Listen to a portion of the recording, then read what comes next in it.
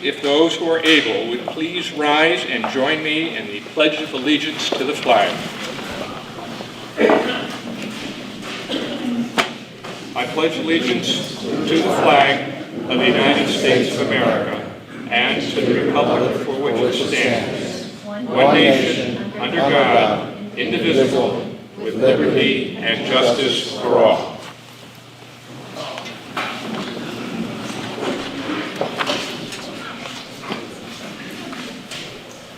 And now, may we have a moment of silence to remember those who are no longer with us.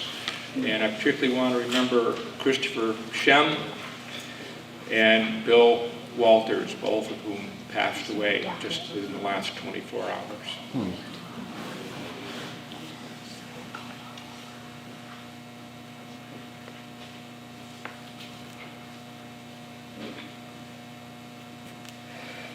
Thank you.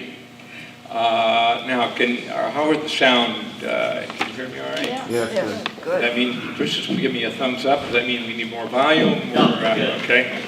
All right.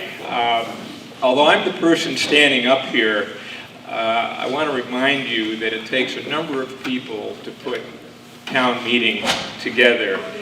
And so I want to thank a number of people, particularly our town clerk, Kim Rickard, and her staff, as well as Wendy Martin, who's taking the minutes as assistant clerk, town administrator Bill Kearns, the Board of Civil Authority, who deals with absentee ballots and will be counting ballots in possible situations today, Gary DeRoja, the school staff, there he's back waving at me back there, who coordinates things here for us.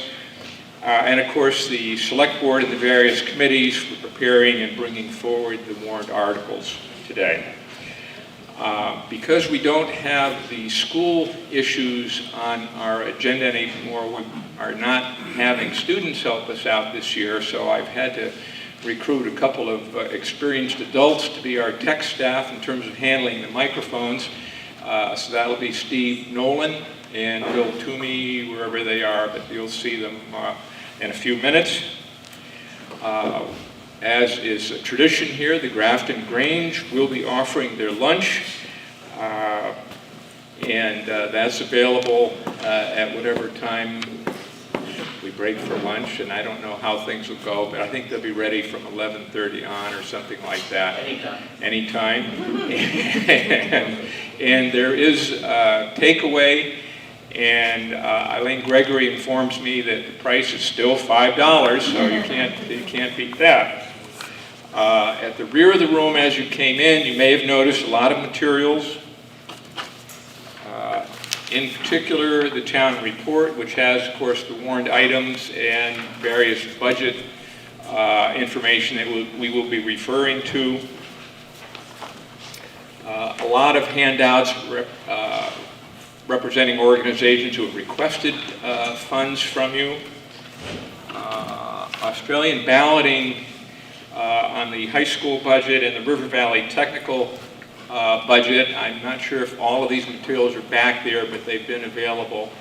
And of course, voting will be all day today until 7 p.m. at the rear of the room. Dog licenses.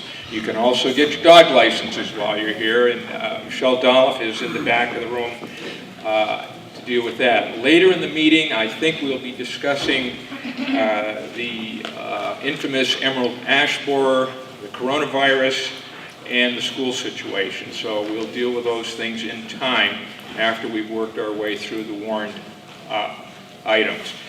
And as you are aware, the school, this is no longer the annual meeting of the Grafton School District, now that we've been mandated by the state to be part of a unified Grafton-Athens-Westminster district, known as the Wyndham Northeast Unified Elementary School District.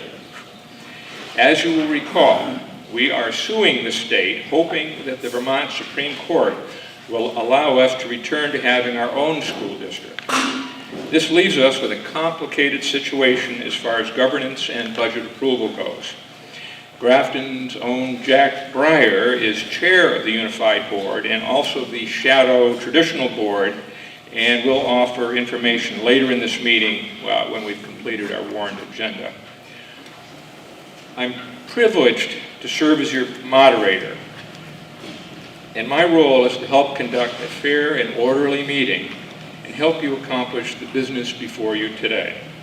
If at any point you don't feel you understand what's happening, raise your hand. This would technically be known as a point of order and includes whether the moderator is ruling correctly on a matter. The meeting will be conducted in accordance with the laws of the state of Vermont and Robert's Rules of Order. The body can overrule Robert's rules and the moderator, but the body cannot overrule state law. Only registered voters of Grafton will be allowed to speak unless the body acts to suspend the rules, in which case a person may speak but not vote. Will those not registered to vote in Grafton please rise?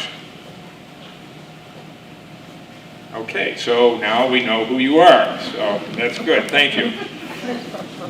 Town meeting in Grafton is an old tradition dating back to at least 1783 when the first recorded meeting occurred, and allows us to discuss the pros and cons of the issues before us and reach what we believe to be the best possible decisions for the town. While we may have strong opinions, it is important to be respectful and civil to one another. Raise your hand and wait to be recognized.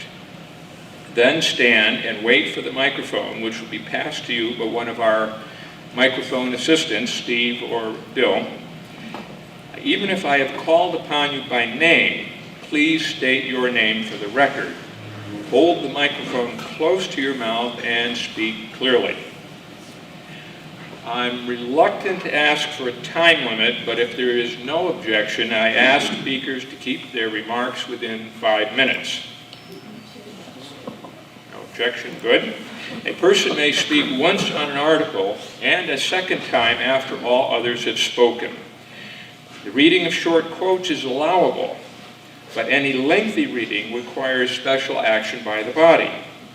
Again, be respectful of one another and address comments to the moderator and not to each other by name.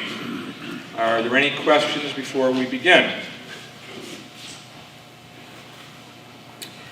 If there are no objections, we will dispense with reading the entire warning at this time and take up each article individually.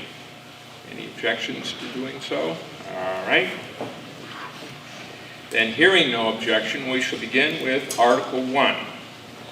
To choose all town and town officers, voting to be by Australian ballot, polls open from 9 a.m. to 7 p.m. Is there a motion? Alan Sands, in a second. Second. You got that? Yeah. Okay. So the motion is to choose all town and town officers. Ooh, that sounds like an error there. Choose all town officers voting to be by Australian ballot.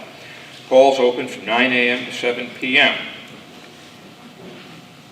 All those in favor, please say aye. Aye. Opposed, nay. The ayes appear to have it. The ayes do have it. The article is passed. Article 2. To act on the auditor's report. Is there a motion? So moved. Chris Wallace, a second. Joe Polio. The motion is to act on the auditor's report. I think you refer to page 7 and 8 in your report, town report for that. Is there any discussion on this? Okay, then we'll move to a vote to act on the auditor's report. All those in favor, please say aye. Aye. Opposed, nay. The ayes appear to have it. The ayes do have it. The motion is passed. Article 3. To authorize the selectmen to borrow money respectively if necessary for current expenses in anticipation of collection of taxes. Is there a motion? So moved. Mr. Mack, a second? Second. Alan Sands. The motion to authorize the selectmen to borrow money respectively if necessary for current expenses in anticipation of collection of taxes. Is there any discussion? Did you want to discuss that? No? Okay. Yes, may I ask who you are, please? Sure, my name is Jane Flick. Okay, you have a microphone.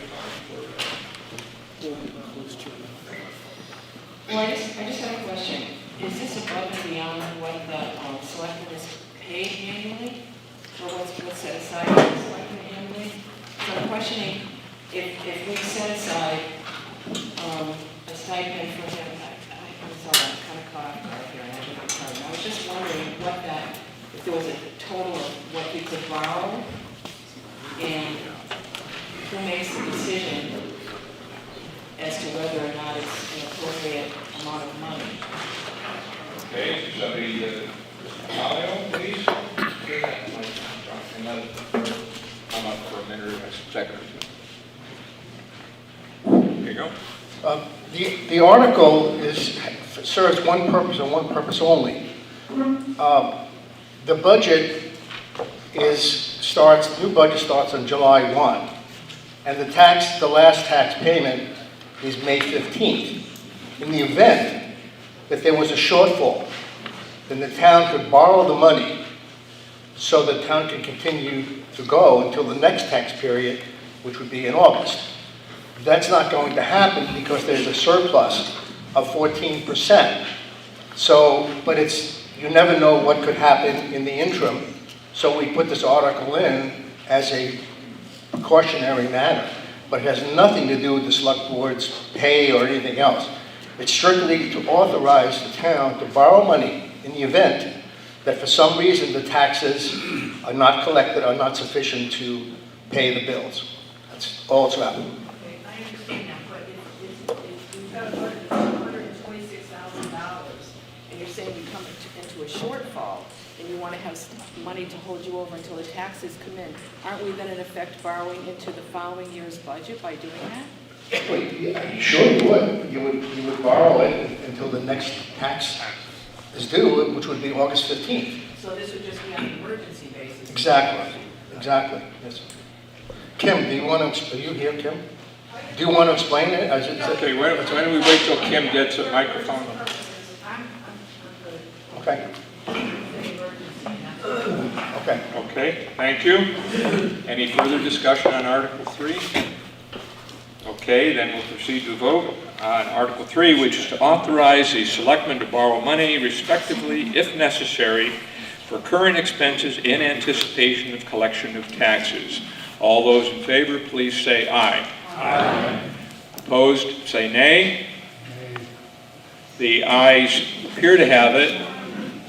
The ayes do have it. The motion is passed. Article 4.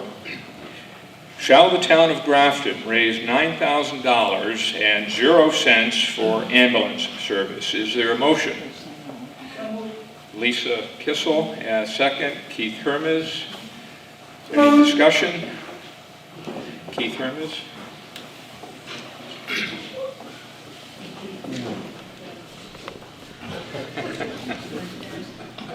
Hold it close to your mouth.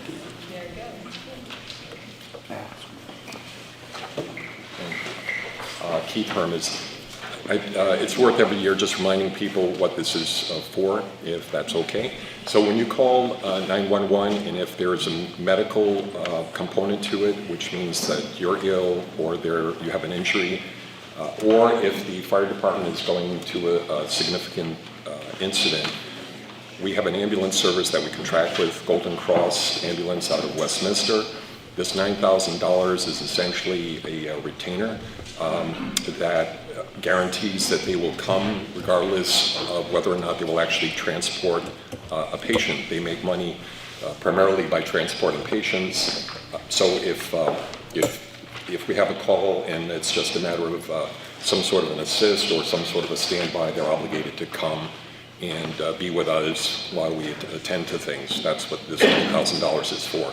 If you are ill enough that you go to the hospital during one of these incidents, the ambulance service will separately bill you for that. So this is just a guarantee that they will, come to Grafton. Okay, any other questions or discussion? Okay, then we'll proceed to vote on the article, which is, shall the town of Grafton raise $9,000 and 0 cents for ambulance service? All those in favor, please say aye. Aye. Opposed, please say nay. The ayes appear to have it. The ayes do have it. The motion is passed. Article 5. Shall the town of Grafton raise $27,950 and 0 cents for the Firefighters Association operating expenses? Is there a motion? So moved. Suzanne Welch, second. Second. Second. Okay, all right, the motion's made and seconded. Is there any discussion? Rich Thompson?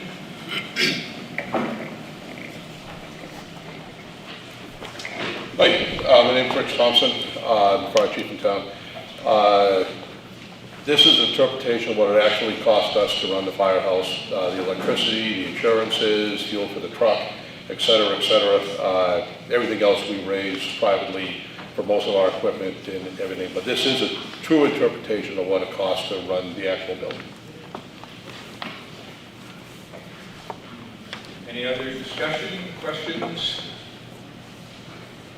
Okay, then we shall proceed to vote on Article 5. Shall the town of Grafton raise $27,950 and 0 cents for the Firefighters Association operating expenses? All those in favor, please say aye. Aye. Opposed, please say nay. The ayes appear to have it. The ayes do have it. The motion is passed.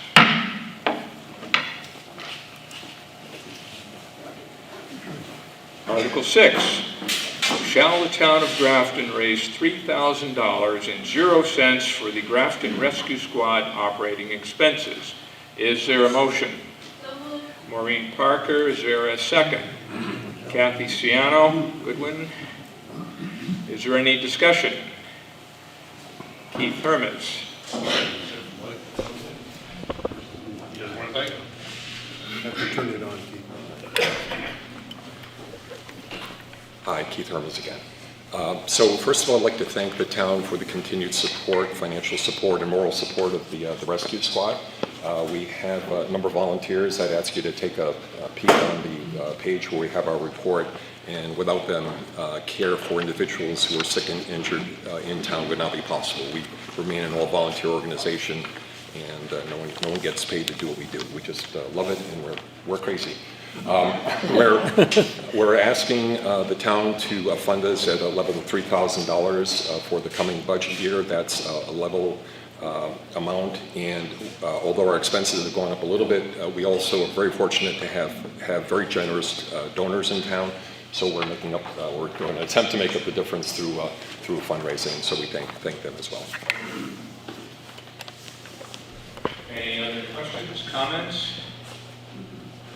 Okay, then we'll proceed to vote on Article 6, which is, shall the town of Grafton raise $3,000 and 0 cents for Grafton Rescue Squad operating expenses? All those in favor, please say aye. Aye. Opposed, please say nay. The ayes appear to have it. The ayes do have it. The motion is passed.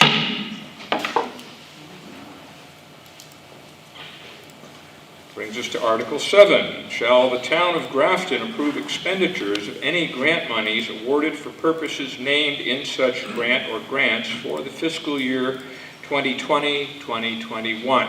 Is there a motion? Joe Polio is a second. Alan Sands. Is there any discussion, questions on this article? Okay, then we shall proceed to vote on the article. Shall the town of Grafton approve expenditures of any grant monies awarded for the purpose for purposes named in such grant or grants for fiscal year 2020-2021. All those in favor, please say aye. Aye. Opposed, please say nay. The ayes appear to have it. The ayes do have it. The motion is passed. Article 8. Shall the town of Grafton raise $2,037.00 for the support of Southeastern Vermont Economic Development Strategies, CVEDS, to provide workforce and economic development services to the Windham region? Is there a motion? So moved. Chris Wallace, a second. Joe Palio. Is there any discussion? Lisa Kissel.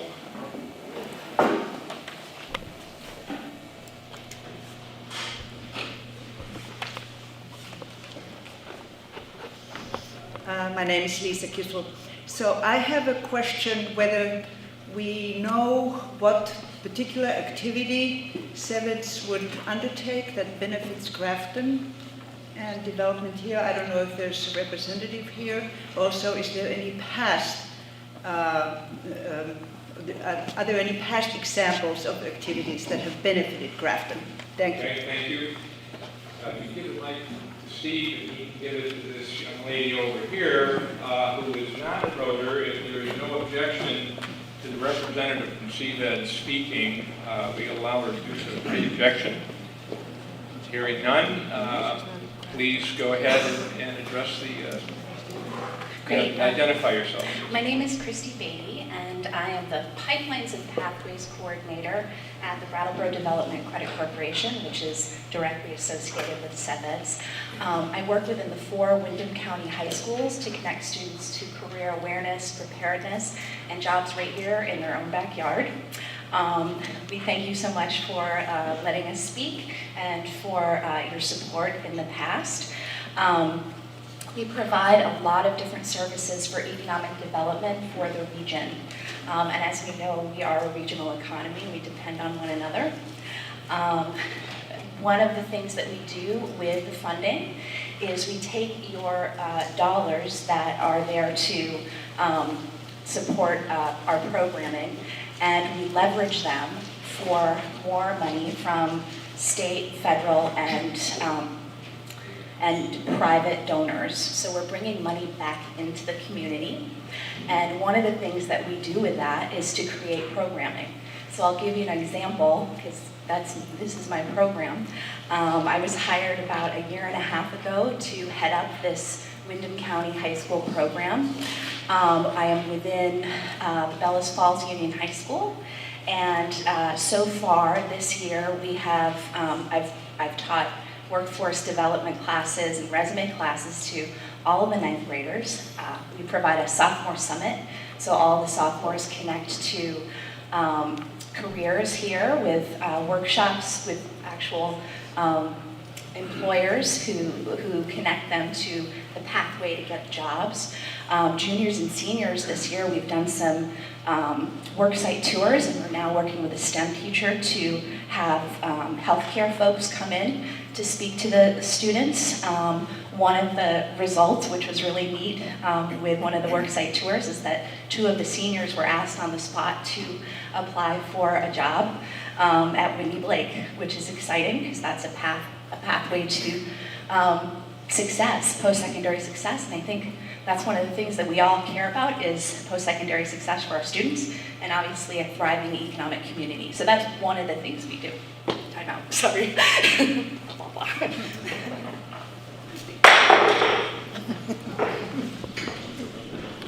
As an educator myself, I appreciate that, but educators always say everything twice, by the way. So you won't have that chance. But okay, are there any other questions back here, Dr. Breyer? Hi. I'm going to speak in somewhat reluctant support of this proposal, and I'll tell you why. It's really important for people to realize that we spend in our district an average of $20,000 a year for students attending secondary school. So that basically adds up to $80,000, the price of a pair of 2 cars. This is and where do kids go that go to our schools afterwards? They usually go to schools outside the district, and a lot of them we never see again. The 7th program, particularly the program that's set up for our secondary school students, is really the one program that we have that helps students find jobs and find career paths in our area, so that all the investment that you've made, that $80,000, goes and stays in our economy. So this is like, their fee amounts to $3 per resident. So what we're really talking about is something, the equivalent of what would it cost to put a windshield wiper on that car that you bought, paying those taxes for these students. I think it's a reasonable investment. It's one way of making certain that the money that we've spent over the years educating our students helps our local economy to the greatest degree possible. Okay, thank you, Jack. Anyone else? Okay, then we'll proceed to a vote on Article 8. Shall the town of Grafton raise $2,037.00 for the support of the Southeastern Vermont Economic Development Strategies, CVEDS, to provide workforce and economic development services to the Wyndham region? All those in favor, please say aye. Aye. Opposed, please say nay. Nay. The ayes appear to have it. The ayes do have it.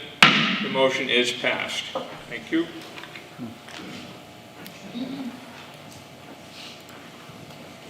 Okay, now we're on Article 9. Shall the town of Grafton raise $100.00 for the support of Rural Fire Protection Task Force for the Vermont Rural Fire Protection Program? Okay. Is there a motion for this? Joe Polio, is there a second? Second. Stan Mack, is there any discussion? Rich Thompson.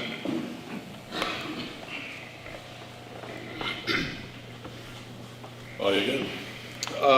This organization is a state organization that funds dry hydrants in the state.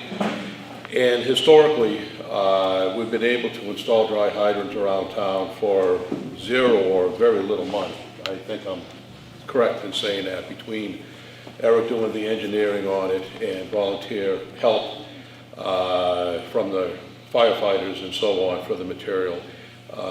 We were able to install them all for zero cost to the taxpayer, along with this organization being grant funded for us. I think in the tune of $4,000 or $5,000, I believe, every time that we have used them. And to my knowledge, I could be wrong about this, since I've been in town, to my knowledge, all the dry hydrants we have in town have been funded through this source. And recently, 3 years ago, they send us a voluntary invoice for $100. So that's what this deal is about.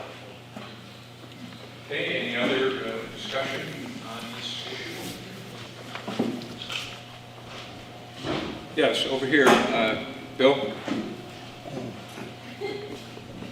Bill, excuse me, Ken, pardon me. You can just the microphone.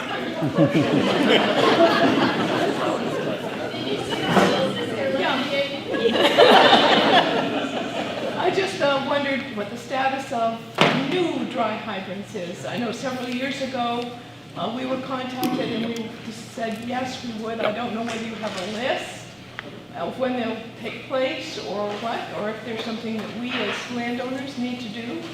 But we'd very much like that installed. Okay. We don't have a list per se. It's another one of my very long as a volunteer to-do list. So it is on our list. I met with a few of my guys that we were talking about what the locations would be. And unfortunately, yours probably did get dropped down a few pegs because the accessibility now is really quite good, and we didn't know how much benefit we would actually get from putting a dry hydrant in. Apologize, I probably should have told you that before, but that's kind of what the talk is at this point. Okay, So- because it's so accessible from the road. Exactly. Okay. I mean, we could easily access that location right now in summer or winter without the dry hydrant. So that's kind of where it was, but thank you. Thank you. Okay, any other discussion on this item? Okay, so let's proceed to a vote then on, shall the town of Grafton raise $100.00 for support of the Rural Fire Protection Task Force for the Vermont Rural Fire Protection Program? All those in favor, please say aye. Aye. Opposed, please say nay.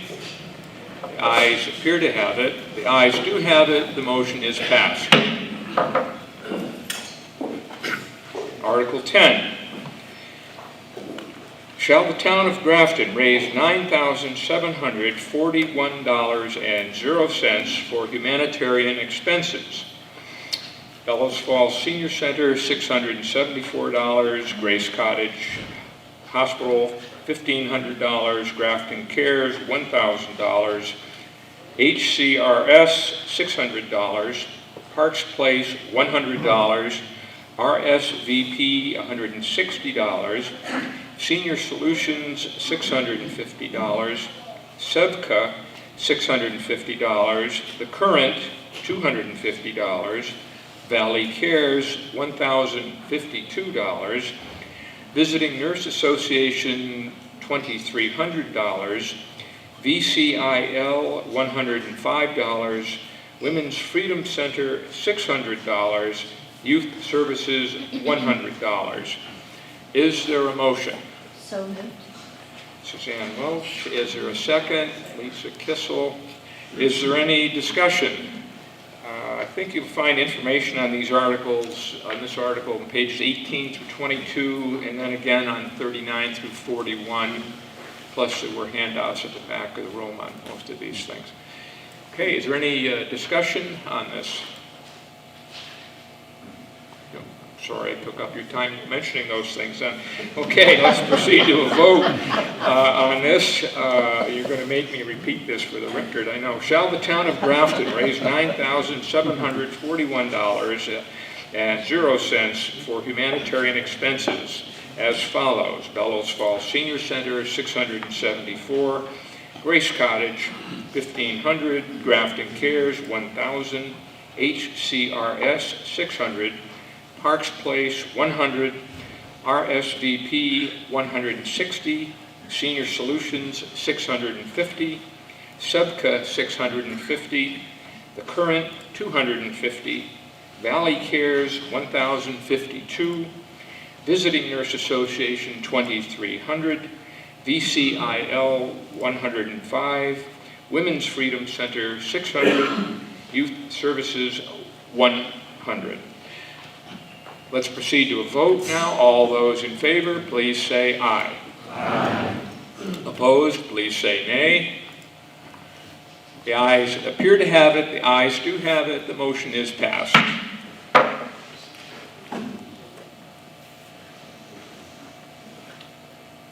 Okay, so excuse me, I need a sip of water after that. Article 11, shall the town of Grafton raise $175,000 for the capital budget?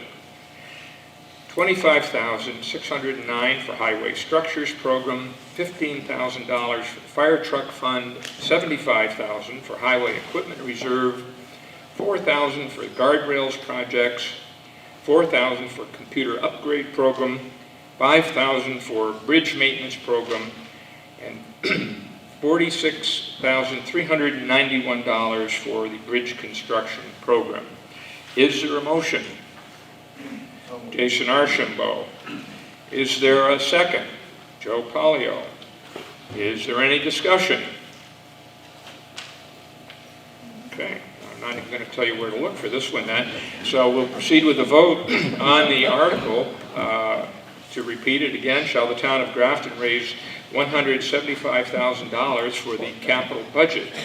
$25,609 for highway structures, $15,000 for fire truck, $75,000 for highway equipment, reserve $4,000 for guardrail projects, $4,000 for computer upgrade, $5,000 for bridge maintenance, and $46,391 for the bridge construction program. All those in favor, please say aye. Aye. Opposed, please say nay. The ayes appear to have it. The ayes do have it. The motion is passed. Article 12. Shall the town of Grafton vote to make the office of delinquent tax collector a select board appointed office under State Statute 17 VSA paragraph 265(1) subparagraph D to take effect in March 2023 at the termination of the 3-year term for this office being filled this year. Is there a motion? So moved. Stan Mack, and a second. Al Sands. Is there any discussion? Jan Atwood, the current holder of the office.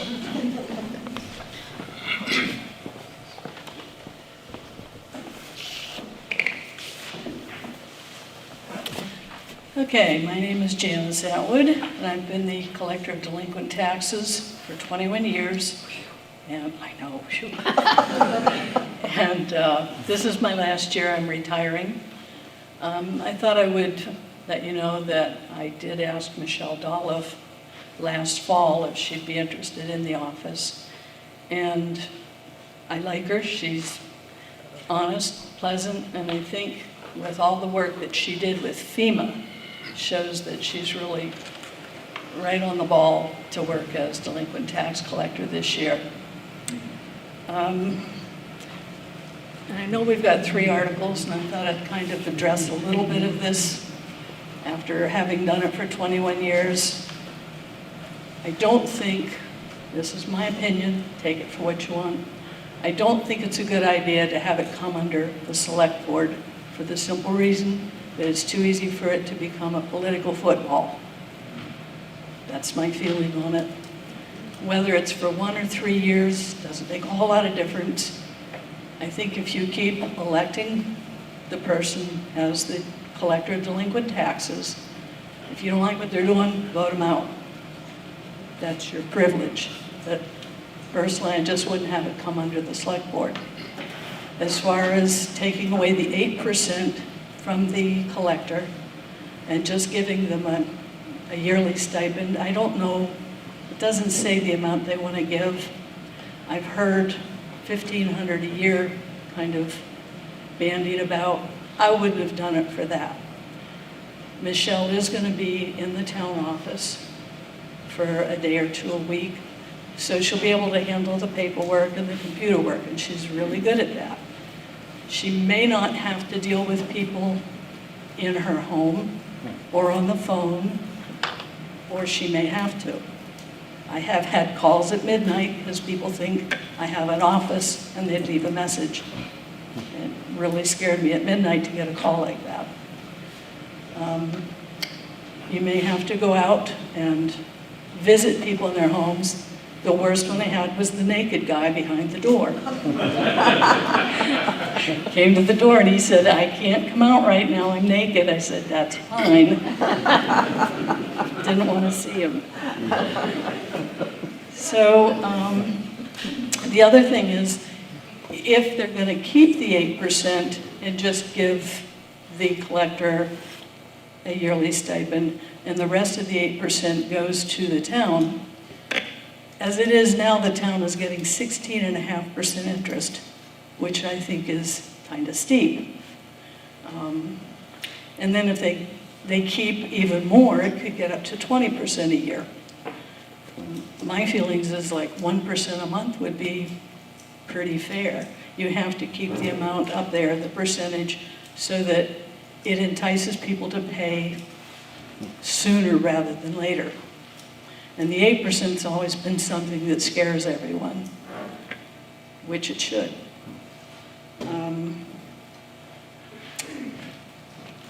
Trying to think of the notes that I wrote on this.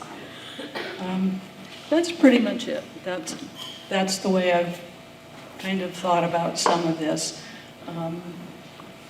I can't say that it's been all enjoyable to have the office, but I've met a lot of people, and most of them have been very gracious, very honest, and I've tried to treat them the same. I've stayed out of political things around town, and that's been one of the reasons. I think I just have to treat people fairly. I also had to work with the town attorney, and I've dealt with him since I think he was a boy out of college. So, and you have to take some classes on it and learn how to deal with the new legislation that's always coming down the road. It's not an easy job. I think I've done it fairly, and from what I've gone back and thought about it, I've probably brought in over $1 million for the town in delinquent fees. So there is that. So when you get ready to vote, you might consider what I'm saying. Thank you very much. Thank you very much, Jen. Let's talk about 8%, 20%. We have the senator from the state who always talks about the 1%, so I'm really getting in over my head on these numbers. Any other discussion on this matter? Rich Thompson over here, Bill. Yeah, because the select board wants to take us over, I was just kind of curious if they had any background, why they want to, and if any reference of what other towns are doing and how they're operating and et cetera. Well, Okay, I'll call on Joe Pio. As far as the select board are concerned, when we had our budget negotiations during the month of November and December, Kim Record is the person who made the recommendation to do it this way, and I'd like to have her come and explain the reason why the select board voted to put these articles in. Bill, could you bring that up to Kim? Okay, our town clerk and town treasurer, actually, Kim Record. Hi, I'm Kim Record. Yes, we had discussed this with our Sullivan Powers, which is our professional auditors, in the years past. We are slowly transitioning. It used to be the delinquent tax collector carried their own checkbook and then turned the funds over to the town. That was we were discouraged of doing that, so we slowly deleted doing that, moved all funds to just go to the Grafton accounts. Did that probably 3 years ago.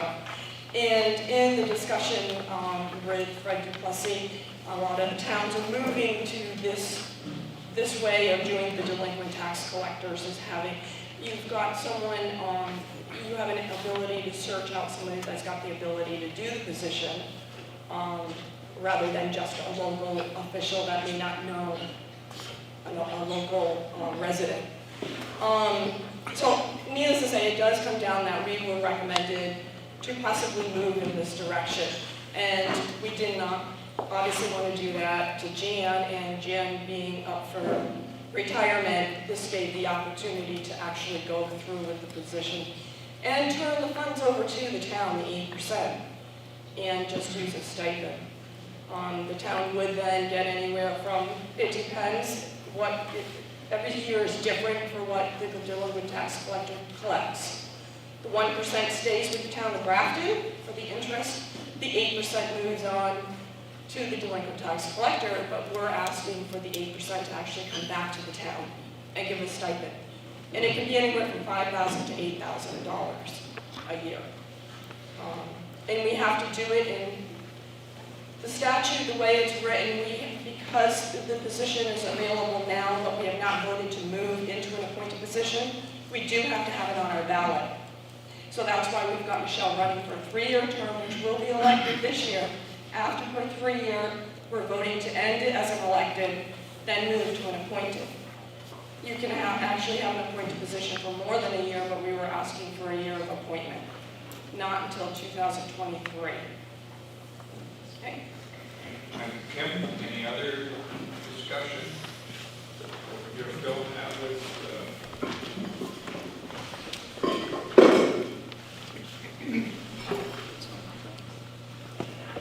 Phil Atwood. The current system isn't broke. Let's not try to fix it. The 8% is enough incentive to make somebody do the job, and currently it costs the town nothing.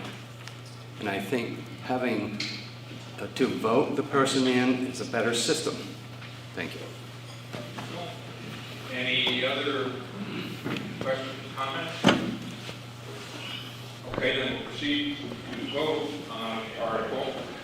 The town of Grafton vote to make the office of delinquent tax collector a select board appointed office and under state statute 17 subsection 265 1 paragraph D to take effect in March 2023 at the termination of the 3-year term for this office being filled this year. All those in favor, please say aye. Aye. All those opposed, please say nay. Nay. Okay, we will have some division. I'm going to ask for the members of the Board of Civil Authority to come forward. Come on, Sam, get up. And we're going to have to do a hand count on this.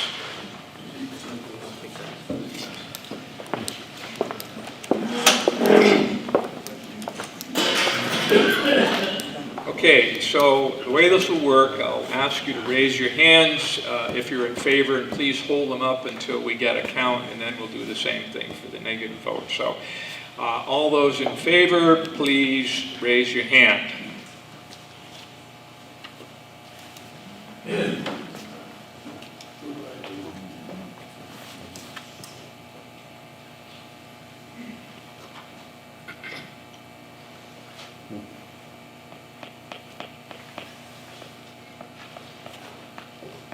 Yeah.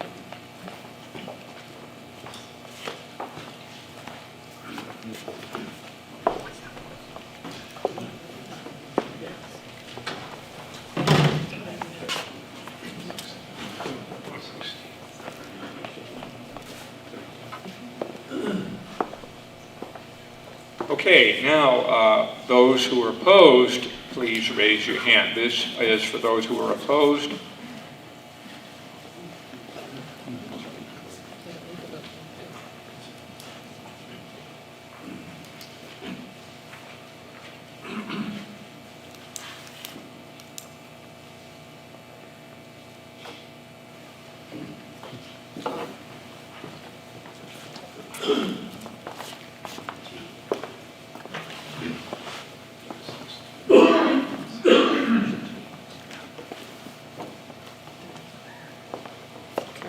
If my hearing was better, I would have seen the difference. It's 29 aye, 38 nay, so the motion is defeated.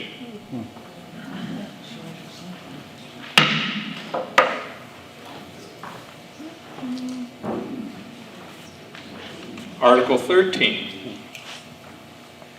Shall the town of Grafton vote for a 1-year term for the office of the delinquent tax collector under statute 17, subsection 2646 9 to take effect in March 2023 at the termination of the 3-year term for this office being filled this year?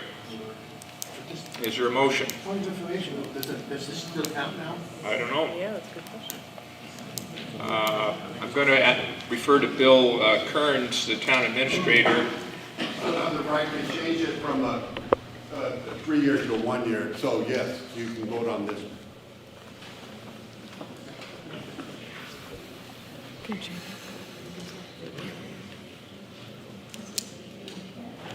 Was the question whether or not you should vote on this? Yeah. Yes, you should. Yeah. If you're changing the term from 3-year term beginning in 2023 to a 1-year term beginning in 2023. Right, and if it turned out it couldn't be done, it would be a moot point anyway, so it wouldn't matter one or the other. So anyway, is there a motion to put this on the floor?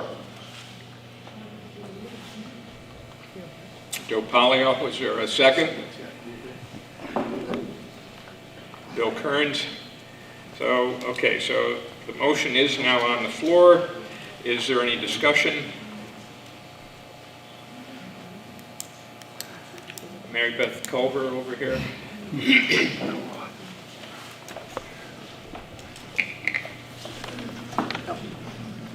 Mary Beth Culver. So currently, it's a 3-year term, and the vote would be to shorten it to a 1-year term. Is that correct? Yes. If that is correct, I would be concerned that a position like this would have a steep learning curve, and having to replace a person every year, I think would be difficult. I think Bill wants to speak. No, I was just asking a question. Yes, that is the intent, to change it to a 1-year term beginning 2023. Okay. Any other discussion?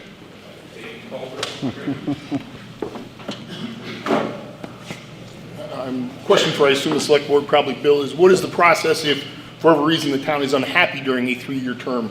Is it theirs to give up, or is there a way to terminate them beyond that? Cynthia? It was always a 1-year term until a few years ago when we made the clerk position 3 years and the treasurer position 3 years, and we made the collector of delinquent taxes for 3 years.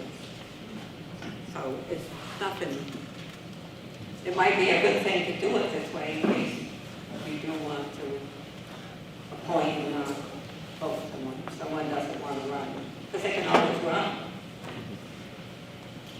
Okay, yes, any discussion, questions? Kim, record is back. The actual intent of this article is to go along with whether you turn into an appointment, and then the appointment would have been just like we have with our capital budget members and all of our other committees. It would be a 1-year appointment by the select board, so they would hold a term for 1 year. So all 3 of the next articles, or the next 2 articles, were to play along with the first article that we just voted down. So again, we're going to move to the 8%, and you will not with the 8% of the town. Any other questions, discussion? Okay, let's proceed to a vote on Article 13. Shall the town of Grafton vote for a 1-year term for the office of the delinquent tax collector under State Statute 17, Chapter 17, VSA 2646-9 to take effect March 2023 at the termination of the 3-year term for this office being filled this year? You have a question? I'm ready to vote, but I'll take a question. Al Sands. So if we vote this, in 2023, we go to 1-year increments. Correct? So that's what it says? It will take effect in 2023?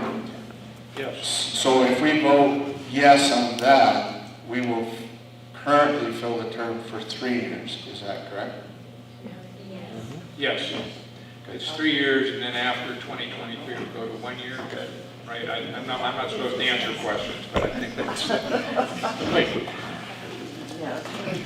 Okay, Deborah?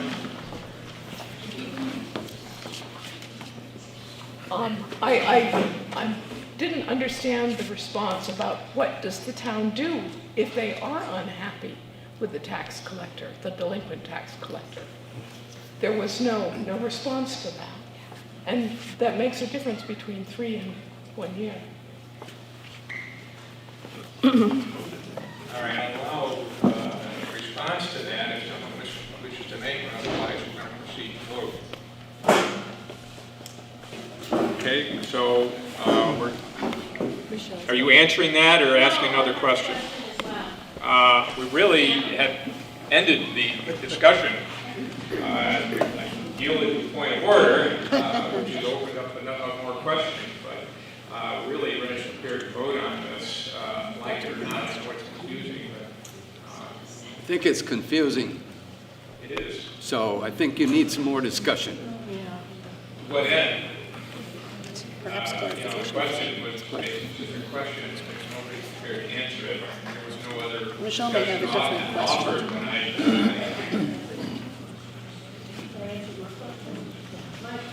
My feeling is regard to happen to the selectmen or the town treasurer or anybody who's elected, how do you get rid of them? That's what your question is, right? There is no, I mean, how do you get rid of them? You don't. Thank you.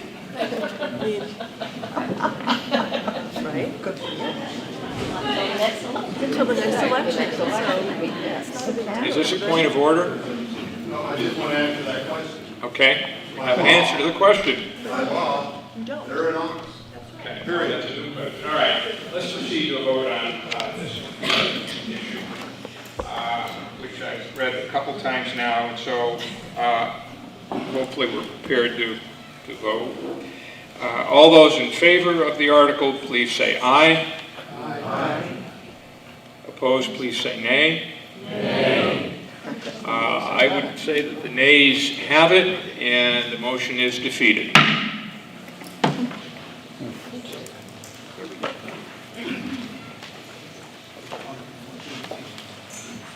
And I've got one more article on this, and then we're going to switch gears here. Article 14.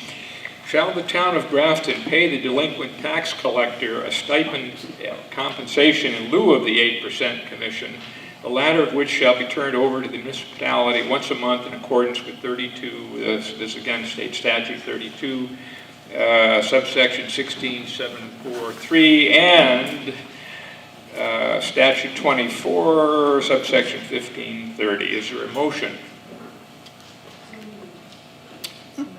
Kim Record, is there a second? Bill Kearns. So the motion is on the floor. Is there any discussion? Michelle Dufort over here.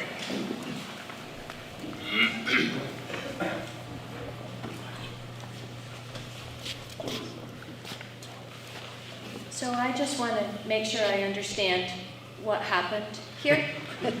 So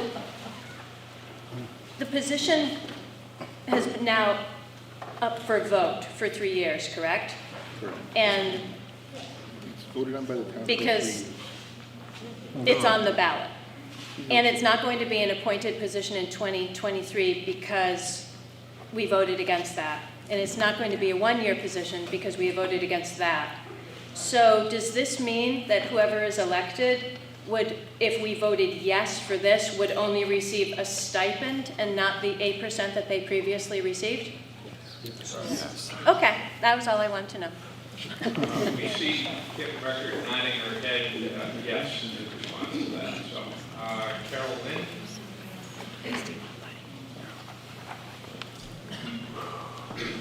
I think this is for Janice.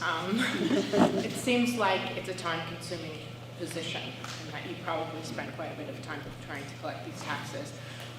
Any idea, because it seems like a stipend, it would be a serious cut in the amount of pay. So can you kind of give us an idea of how much time, or obviously you feel that, you're leaving the position, so this has nothing to do with you, that the 8% is a fair wage for what you were doing. It has been for years. It's a system that has worked. And I just think it's, it has worked. Mic, please. Yeah, microphone. Yeah, sorry. It's a system that was put into effect years ago, probably decades and decades ago, and it has worked. And I think it gives that person an incentive to keep the job and do a good job at it. The actual delinquent day of May 15th or thereabouts, for a couple months afterwards, there is a lot of time involved in it. After that, you're going to make phone calls, and it slows down because you have fewer and fewer people to deal with. Depends on. I don't think, to tell you the truth, I don't think I ever had less than a gross paycheck of $5,000 a year. If I ran a tax sale on a high property or several tax sales, then the amount I received that year would be more. And as far as tax sales go, that's another thing, I should have brought it up. If I had to be under the auspices of the select board and somebody said, I think you need to run a tax sale, these people need to pay up, if that's their home, I would have resigned. I will tell you that. I don't want anybody telling me that I have to kick you out of your home. If it's a second home, piece of land, a camp, I don't have a problem with that. But I would never have kicked anyone out of their home because I was told to. So, there you go. Thank you, ma'am. I think, gentlemen, first Will and then the other man. Thank you. Yeah, so I'm just wondering about the alignment of incentives, whether the incentives are more properly a percentage called a commission in this, or whether it would be a fixed rate like a stipend. Now, one can always figure out what a fair fixed wage is, and you will certainly figure that out pretty quickly if you get nobody applying for the job. In terms of 8%, so that's gonna fluctuate a lot, and I could see things both ways. You know, I could see that an 8% would be maybe an adequate incentive to really be conscientious about your job. It could also be an incentive to be too conscientious about your job. And so I don't know how to value that. So I'm actually wondering if you could give some response to whether you think, I mean, we all know what a salesman on commission can do. Sometimes good, sometimes not. And so I'm just wondering, okay, where's the proper kind of incentive for a job like this? So I'm wondering if you could give me a response from your experience. Thank you. Okay, back here, the gentleman in the pink hat was next. Did she want to respond? Is that a question that Will had? Yeah. I think that needs a response first before we. Well, she didn't look like she was jumping up to do so. Well, yeah. I will. Well, all right, I'm going to go to the other side. My question is that, my concern is that we're voting for a delinquent tax collector today. And this act is proposing a change in how they are compensated. It seems it's poor timing, bad timing. If we were going to change the compensation, maybe the person who is running for that position wouldn't want it under a different compensation. So shouldn't this be done at a later time before those who are interested in running for that position?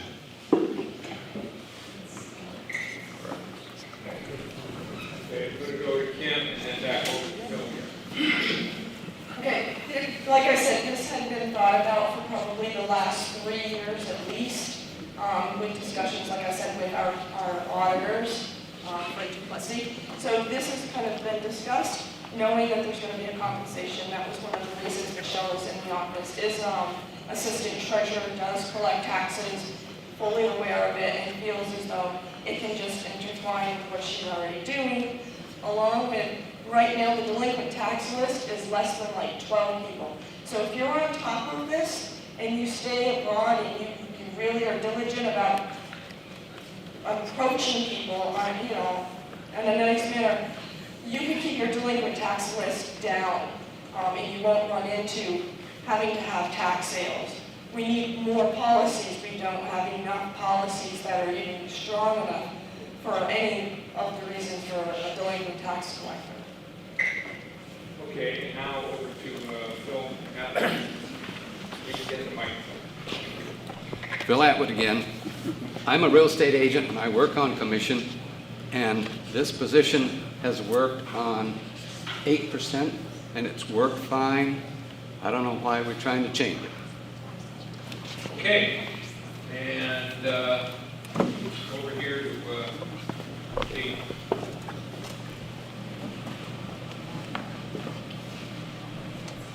Hi. Hold it close, stand up. It's green. Yeah. Speak up. Okay. I would just like to go back to addressing the issue of what do you do if you don't like the official? And I'm surprised that there's got to be someone else in this room that follows the statutes, but, and correct me if I'm wrong, but it's,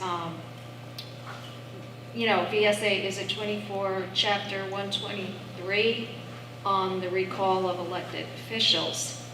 And if you want to read it, it's, you know, you need a petition. If any elected town official officer may be removed from office as follows, and it goes on to tell you how. So, yeah, there's a statute regarding that in case any of our elected officials aren't aware of it. Okay, thank you, Kate. Any other discussion on this issue over here? Al Sands? I guess I'd like to ask a question of Kim. The select board hires a professional auditor. The professional auditor has recommended that we go in the direction of this article. There must be some reason why the professional auditor has encouraged us to do that rather than following the procedure that we've done for several years. Thank you. And Kim? When Frank discussed it with us, it wasn't a total recommendation. He said that is the way the towns are tending to move forward, is to have it an appointed position and bring the funds into the town itself, the 8%. This is one of the big incentives for the position, is to bring more funds into the town. It's just a part of our revenue. But it is up to the voters, he said, so he's not like, you have to do this or you should do this. But it is a recommendation that, yes, if your voters so choose to, this is the only way to do it. Okay, thank you. Is somebody over here? I'm going to take somebody that hasn't spoken yet, okay? Over here, Linda Robertson, and then back over here. Linda Robertson.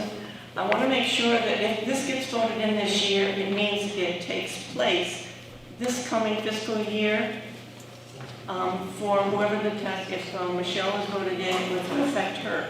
This is not 2023, is that right? This fiscal year. Okay, thank you.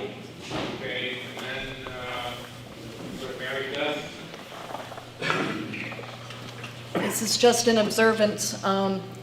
When we first moved here, which is roughly 20 years ago, which coincidentally sounds about when you started, the delinquent tax list was a much longer tax list and had a lot more money outstanding in there that hadn't been collected, for whatever it's worth. Okay, and then Phil, I think, unless there's somebody else, okay, Phil? I just have a question about the X in this article. What is the stipend or stipend? Depending on where you're from. Is there an amount set for the stipend, this question?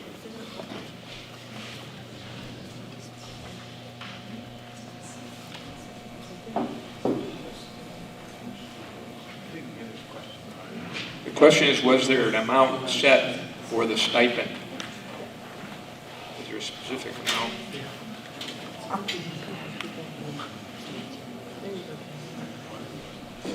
I think Kim has that.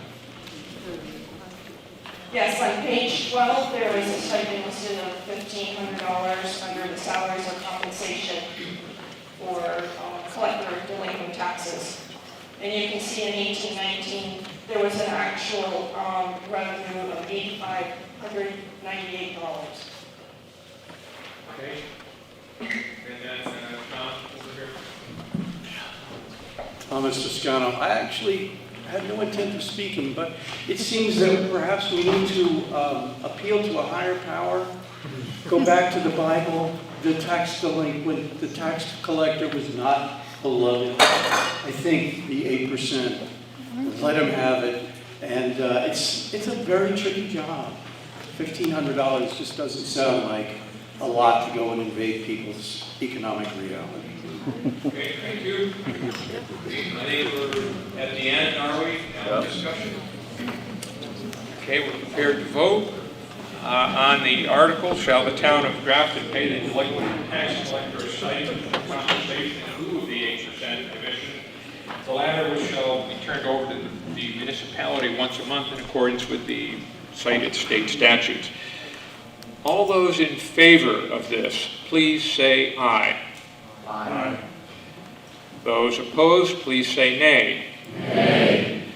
It would appear the nays have it. The nays do have it. The motion is defeated. Okay, now, waiting patiently here is one of our state representatives, and if there is no objection, I'd like to ask him to come forward and have a chance to speak to you. Okay, thank you. This is Matt Trieber, who's actually our outgoing representative. He has resigned recently in lieu of working with his students. I also wanted to say that I've been in touch with Carolyn Partridge, who is up to her neck in a fiscal issue over in Wyndham, where she's also on the Board of Ed, and is not going to be able to make it here today. So with that, I'll give you Matt Trieber for his swan song. Yeah. Thank you. Thank you, Mr. Moderator. You stole half my speech of saying that Carolyn is stuck in Wyndham. So I'm going to be as quick as possible because I'm no longer your rep. But it didn't feel right to have town meeting without coming around one last time and seeing everyone and just saying thank you for the past 10 years. It's been really phenomenal to have the opportunity to work with all of you and spend time with you and get to know you. For those of you who don't know, I work in the off-season with people with disabilities. For years I was working on the adult caseload and recently started to work in schools with students with disabilities in the area, and was faced with the decision of having to leave, either leave the legislature or basically an entire senior class of students that I was working with wouldn't have a counselor for the rest of the year. So I had to make the decision that I did. But I can't tell you how much it means to me to have had the opportunity that this community gave me over the past 10 years. And it just didn't feel right to not come by and say thank you. And I will still be here and around, just serving in a different way. As was said, Carolyn is stuck in Wyndham over a fiscal issue. She's going to try to swing by later, but I did bring Carolyn's town meeting reports over there with her contact information. I'm also happy to speak to anyone and get any messages back to her that you want. And she's going to do her best to get over here by the time you guys finish up. But after that discussion of delinquent tax collectors, I think you're speeding right through, so she may not make it. But again, thank you all, and thank you for the time today. It means a lot to me.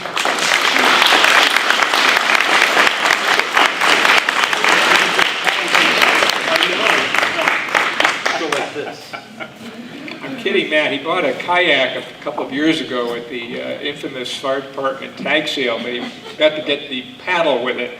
And he's been looking for a paddle ever since. And of course, he's been up the creek there in Montpelier without a paddle all this time.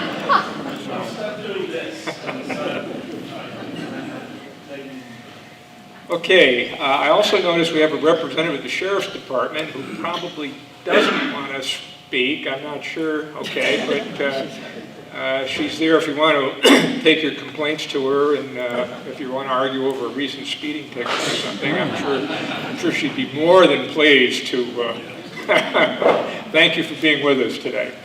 Okay, let's resume our agenda then at Article 15.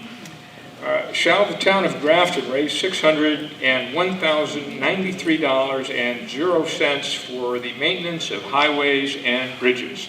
Is there a motion? Joe Polio. Is there a second? Al Sands. Is there any discussion?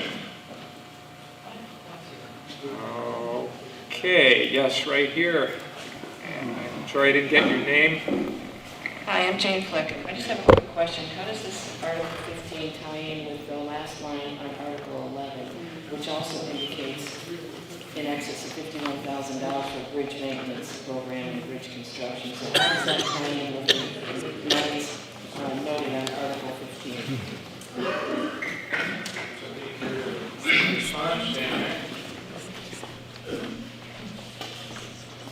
two is, one is the 601,000, that's the actual operating expenses of the highway department itself. The other number is part of the capital budget program. That's money that's put in on an annual basis to project ahead so we don't have these large fluctuation in taxes, so we can go ahead and fix or repair the culverts, et cetera, that we have in town. So we try to put money ahead so we don't get hit with a large increase. A lot of these culverts are very, very expensive. We're going to be doing one, I think up on Hinkley Brook probably this summer, and that's in the neighborhood of somewhere $160,000 or something to that effect. So these are not inexpensive structures. Okay, any other questions? All right, then let's proceed to vote on Article 15. Shall the town of Grafton raise $601,093.00 for the maintenance of highways and bridges? All those in favor, please say aye. Aye. Opposed, please say nay. I guess we can safely say that the ayes have it. The ayes do have it. The motion is passed. Article 16. Shall the town of Grafton raise $226,523.00 for the selectmen's budget? Is there a motion? Al Sands, a second. Joe Polio, is there any discussion? Okay, having no discussion, we'll proceed to vote on Article 16. Shall the town of Grafton raise $226,523.00 for the selectmen's budget? All those in favor, please say aye. Aye. Opposed, please say nay. The ayes appear to have it. The ayes do have it. The motion is passed. Article 17. Shall the town establish a reserve fund to be called the, quote, Grafton Town Hall Handicap Access Fund, unquote, to be used for the construction and installation of handicap access to the second floor of the town hall in accordance with Vermont Statute 24, subsection 2804. Is there a motion? Joe Polio, is there a second? Second. Stan Mack. Is there any discussion? Bill Atwood over here.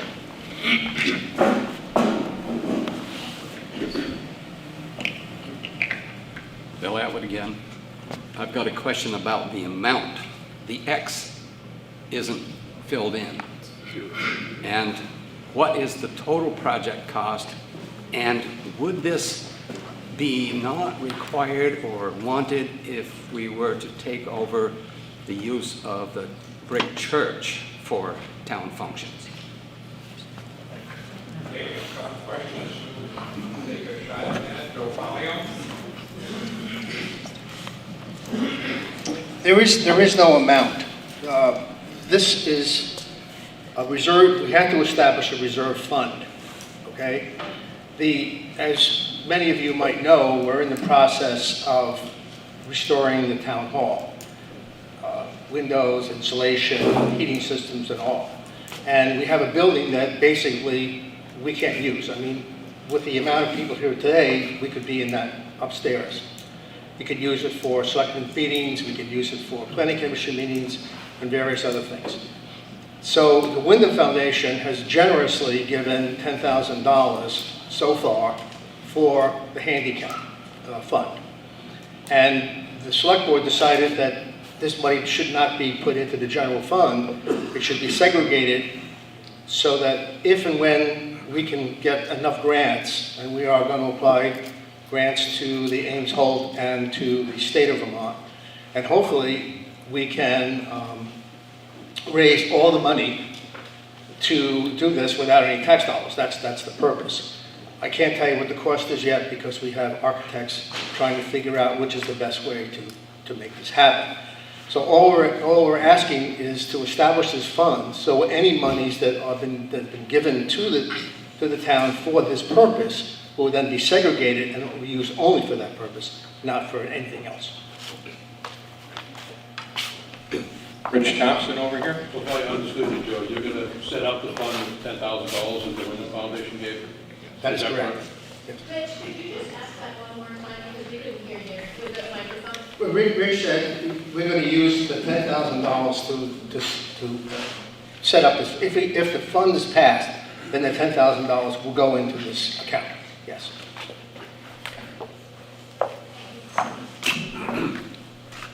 Mary Fader back here.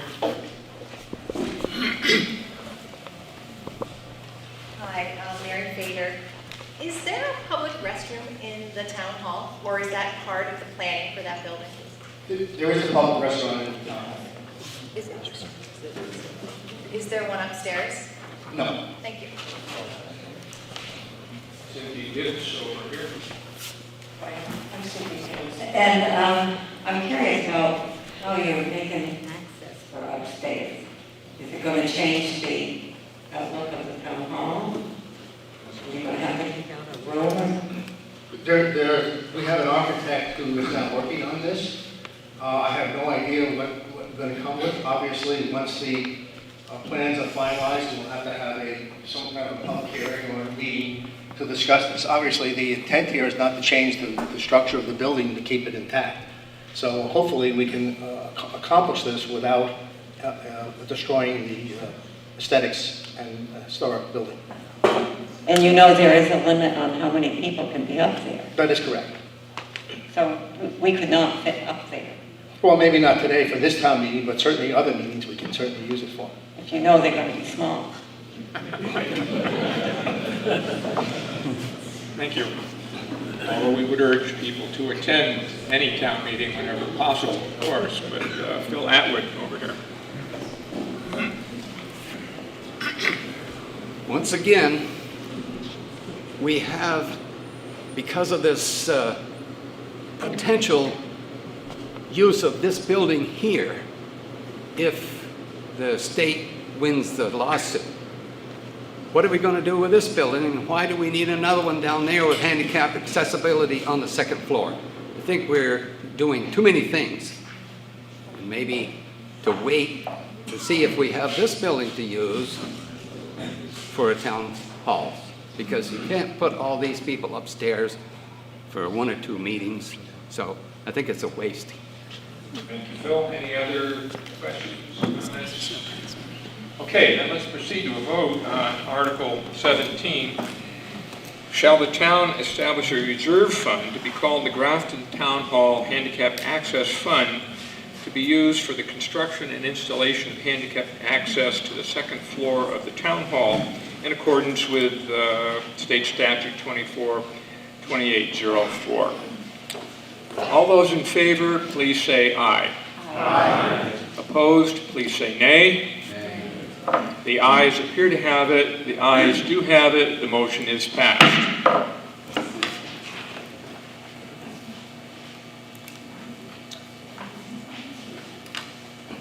Article 18, shall the town deposit the funds donated for the construction and installation of handicapped access to the second floor of the town hall to the Grafton Town Hall Handicap Access Fund? Is there a motion? Stan Mack, is there a second? Second. Chris Wallace. Is there any discussion?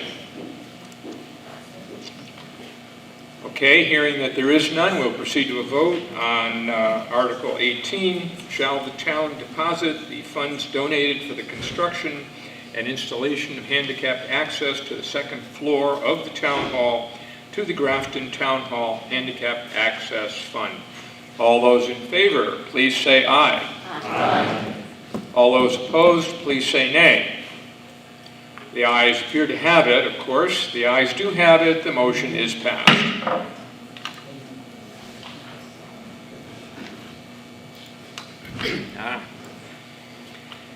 Article 19, shall the town of Grafton pay its property taxes to the treasurer in quarterly installments, with due dates being August 15, November 15, February 15, and May 15.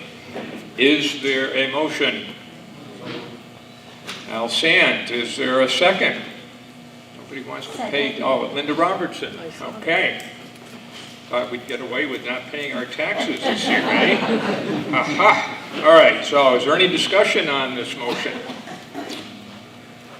Okay, then we'll proceed to vote on the motion, which is, shall the town of Grafton pay its property taxes to the treasurer in quarterly installments, with the due dates being August 15, November 15, February 15, and May 15. All those in favor, please say aye. Aye. Opposed, please say nay. The ayes obviously again have it. The ayes do have it. The motion is passed.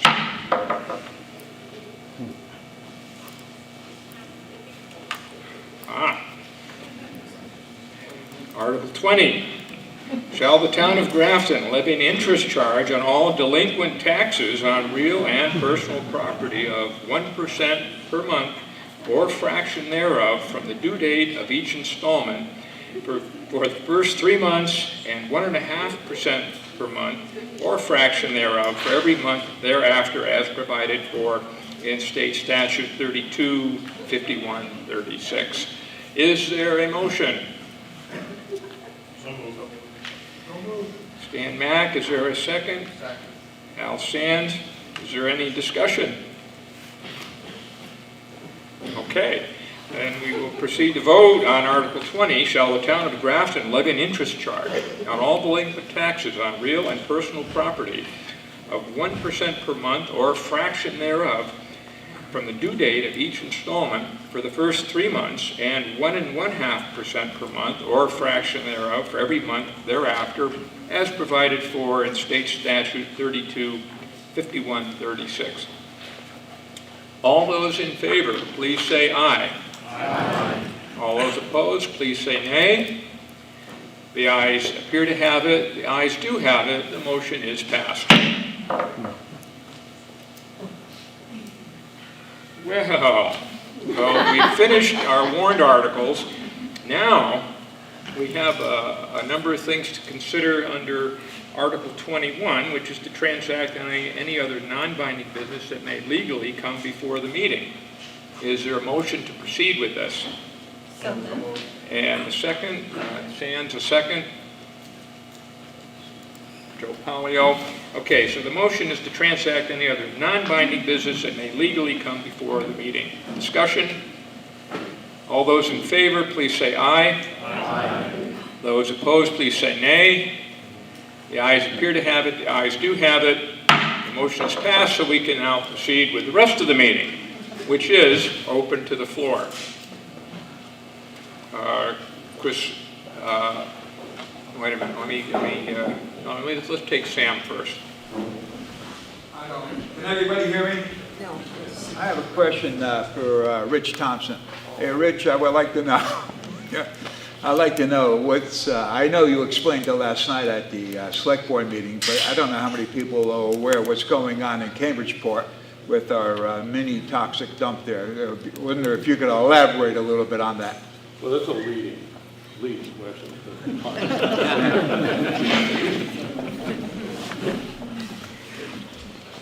I don't know how many of you guys know, but it must have been a couple months ago now, the town got tipped off that there was some chemical storage and production facility going on down in Cambridgeport. So I dropped in there one Saturday morning unannounced, and sure in heck, there was.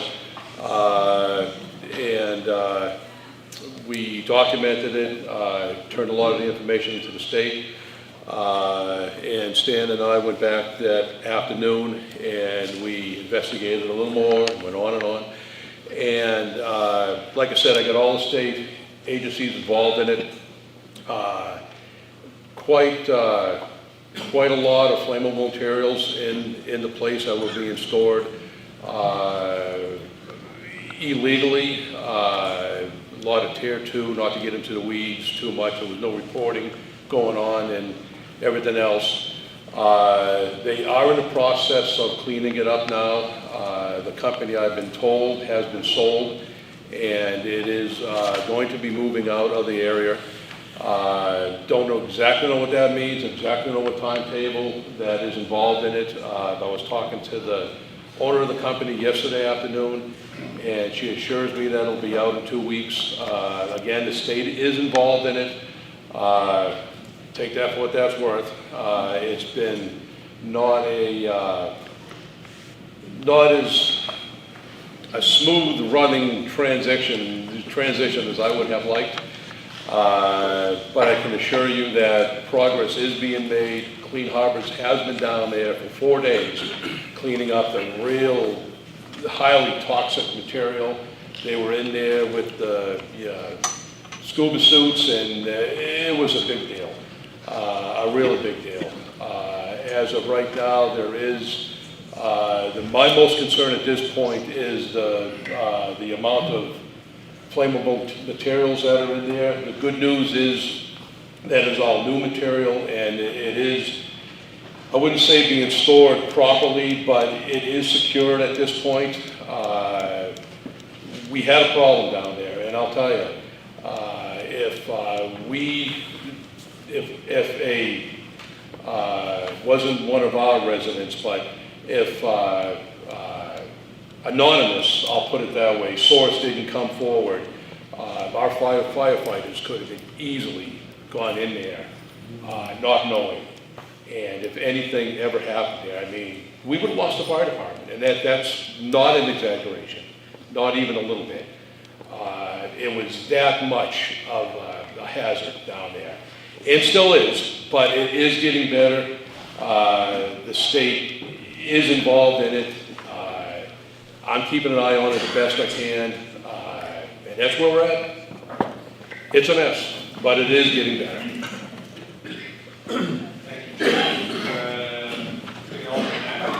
Okay. Anyone else? Joe Palio?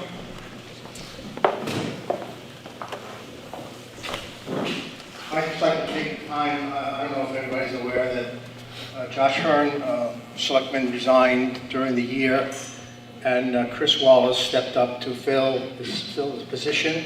He's done an excellent job, and I want to thank him for his service.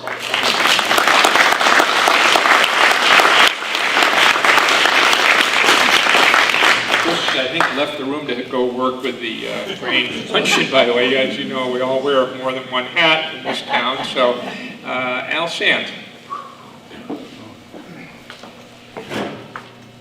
Al Sands. For those that don't know me, in my working career, I worked for the Department of Forest and Parks for 35 years, part of which was in forest resource protection, which would be forest fire control, insect disease, and forest health. So the display in the back of the room is something I put together, and unfortunately, I am the bearer of bad news that for those that don't know, we have an emerald ash borer outbreak.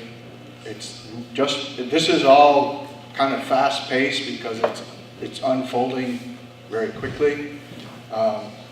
Emerald ash borer originally came to our country about 20 years ago in the Midwest, so we have some experience as to what will happen to the ash.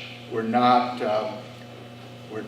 just pumping it up. We actually know what's going to happen. In the Midwest, where they have had it, 99% of the ash trees have died. It affects all three species that we have here: white ash, green ash, and black ash. Somebody says, well, how do you tell the difference? You don't really need to know because it's going to kill all three of them, okay? The issue for us here in Grafton is it has several potential issues for us. Losing the ash trees, number one.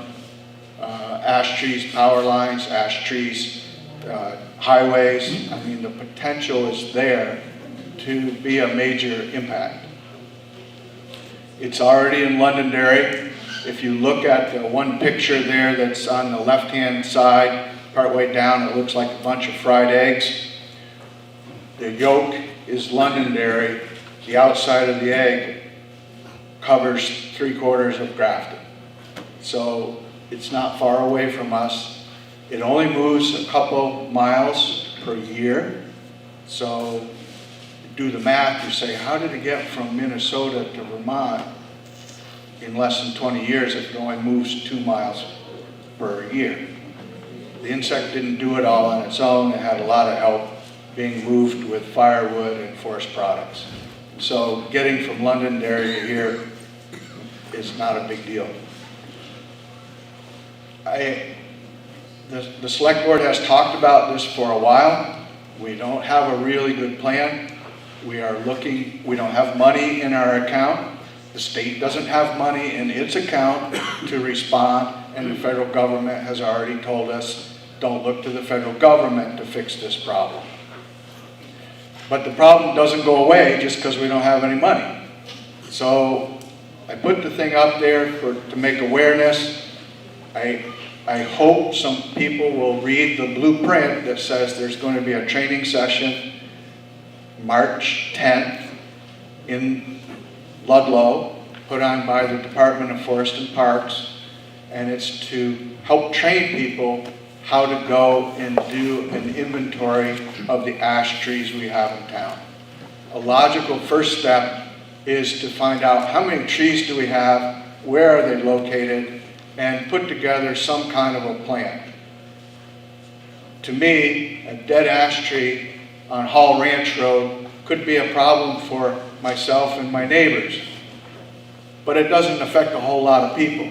A dead ash tree here around the school where kids are in and out all the time and parents are in and out, that's a different scenario. So before we are in panic mode, if we could go and do an inventory and set some priorities and say, here's the first area in town we want to work, and think about our travel corridors in and out of town. That's what the inventory should do for us. And then we could set some priorities as to where to go to work.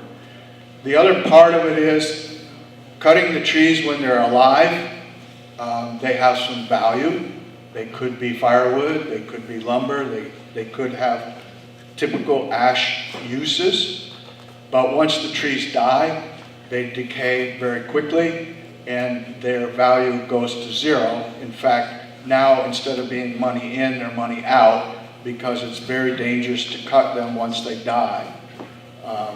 The tree service people and the power company people have switched and say, once the tree dies, it's 3 times more expensive to remove the tree, and there is no value to it once you cut it down other than increasing your safety. So we have some work ahead of us. I hope some people will step forward. We're going to need a tree warden in town. We have to gear up. We have to put some kind of a plan together. I hope some folks will look at the board, and I hope some folks will attend the session. I've already been to the session that they're doing when it was in Rockingham. They have a pretty good system in place. You can put it on the phone, you can put it on a tablet, and the computer program's already done. It ties into the state forest and park system and helps you identify and locate the trees. So, but we need some volunteers, and we need somebody that's going to step forward to be the tree warden and kind of lead and coordinate the effort. So that's it, unless there's questions. Cynthia. What kind of trees does the emerald ash borer, what stage of the tree? When the tree is mature? Good question, Cynthia. It affects all age classes, so small diameter trees to mature trees. And when I went to the Boundary Waters canoe area last summer, when we traveled back from the Boundary Waters, if you haven't traveled the I-90 corridor, as you come through Ohio, Pennsylvania, and western New York, there's just miles after mile after mile of dead ash trees. And they're 6-inch trees, there's 12-inch trees, 24-inch trees. It affects them all. And my other question is, okay, all these people that are in current use that have a forestry plan, are those foresters going to look out for the ash trees? Well, look out is a good question. If you think the forester's going to wave a magic wand or do something to protect the trees, it won't happen. There is a method to inoculate the trees. It costs about $200 per tree, and it has to be done every 2 years. So if you had a tree in a park or a really high value tree, you might invest in trying to treat that. But trying to go and treat a woodlot where there's many trees, we can't do it. The foresters, like doctors, have different ideas on how to approach things. But I know several foresters are thinking, I want to recommend to my landowner that they harvest the trees while they have value. And so there'll probably be a lot of ash trees cut in the next few years. So far, and of course there's a concern that it floods the market and the value goes down. But in the states where they've already been through it, so far the value of ash has held up as they've harvested. Any other Phil, questions? Do you have a question on this? What do you project as the time we're going to start seeing dead ash trees in Grafton? I think it will be here fairly soon. I own, or did own, a lot of ash trees on my property. I've already seen a lot of the ash on my property die from ash yellows. It's a mycoplasma-like organism in the soil. They seem to attribute it to where there was high sheep populations, and of course there was 10,000 sheep there at the Hall Ranch. But the problem is, Phil, that when the insects show up, they show up in the tops of the trees, and they bore in there, they build up the population, and you can't see them up there. And then eventually the woodpeckers start to work the insects, and they have what they call blonding, where the bark starts to come off and it looks a different color. At that point in time, you know you got it, but it's too late. And it's just going to continue to build up. I'm sorry to say, it's kind of a gloom and doom forecast. Has there been any coordination with Green Mountain Power detail with regard to trees in the rights-of-ways of the roads? Good question. If you look on your monthly statement from Green Mountain Power, they're already charging you a service fee because of emerald ash borer. The towns that have done surveys have only surveyed the trees that are in their road right-of-way and have not surveyed the trees that are in the power company right-of-way. The power company knows they got a responsibility, and they know this. They stand to lose a lot of money when they start having trees come down and breaking wires and breaking poles. And just for you to think about, this past year we had 2 big ash trees that came down between Jamie Gregory's garage and Fisher Hill. Large ash trees that came down across 121. Luckily, nobody was driving by at the moment of truth. It caused a bit of excitement, but just think about that happening to all of our ash trees. So. Yeah, I think about that. So do I. I'm in the current use and understand that, but what I'm saying is I think that it might behoove us to try to coordinate with VTEL, Green Mountain Power, in a cooperative venture for the trees in our rights-of-ways. Like, a third, and a third, or something, and then all the trees that are cut the firewood could go to people that are low income and be delivered to people within our town. And I want to be involved with this. I agree there's, like every unfortunate situation, there's some opportunities, but we're not that far in the process yet. But I do want to take a different approach. I want to work with Green Mountain Power. My hope is if we inventory the trees we are responsible for, as well as Green Mountain Power, if they will accept our data, so to speak, that they then maybe say, hey, work's already done for us in Grafton, we know where the problems are, and maybe we get taken care of first, but that may be opportunistic or unrealistic. But I want to have a conversation with Green Mountain Power and see where they're at in inventory and their response. Hopefully we get some volunteers. Any more questions? Okay, thank you. Anyone else wish the floor? Okay, Keith Hermes, why don't you come up here, Keith? Might be better. I have a feeling this is going to be more news that we don't really want to hear. Hi, folks. I've been asked to speak briefly about the coronavirus. I don't know why everybody is here in this packed room while I'm going to talk about the coronavirus. But I'm goal number one. Goal number one. I'll speak to this louder. You got to speak very close. Okay, here we go. So I'm speaking to this from the standpoint of head of service of Grafton Rescue, and I'm not an epidemiologist. I am a doctor, but I don't play one on TV. So let's just kind of a brief recap. So this coronavirus is a category of viruses. It's responsible for things like the common cold. But the one that's out now is, they call it novel, which means that it's genetically new to everybody. As of this morning, there are 103 cases in the United States.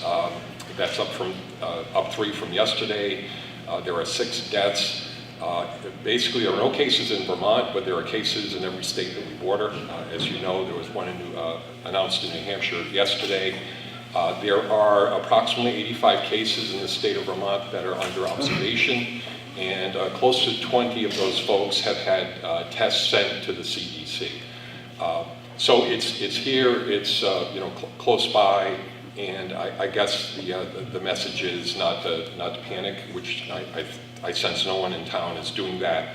It's like a flu. You'll have flu-like symptoms. The issues are that it's about 3 or 4 times more contagious than the flu that we're used to dealing with, and it's about 20 times more lethal. People die from influenza. This just happens to be more serious. If you do contract what you believe to be the flu and have flu-like symptoms, please don't come to town meetings like this. Stay home, monitor yourself, and call your primary physician or emergency room if you don't have access to a primary physician. What they'll probably have you do is quarantine yourself until they can do a test. Vermont right now does not do its own test, so they will, if you go to the hospital, go to a physician's office, they're going to take some swabs, they'll send it down to the CDC to get the results back. So it's going to take a while. But the best way for us to not have this spread is to not be carriers of it, right? So if you're ill, respect everyone else, and again, stay home, and take care of yourself, and that's the way that we're going to stop this. So from our standpoint, how we will potentially see you, so if you end up having severe symptoms resulting from the flu in general or some disease, the way that we'd likely see you is you'd call us with difficulty breathing, because that's the respiratory component of this virus, is that people have severe coughing or difficulty breathing. That would be a call, 911 call, and we would show up for that.